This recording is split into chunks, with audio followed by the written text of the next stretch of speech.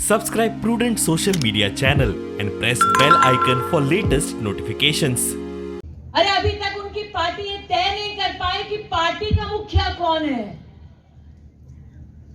और भारतीय जनता पार्टी ने शिष्टाचार, सभ्यता और संस्कार का प्रमाण देकर नरेंद्र मोदी जी के नेतृत्व में, जेपी नड्डा जी के सानिध्य में हमारे सभी कार्यकर्ताओं को एकजुट करके एक ही संकल्प दिया कि एक बार फिर गोवा में हम भारतीय जनता पार्टी की सरकार बनाएंगे।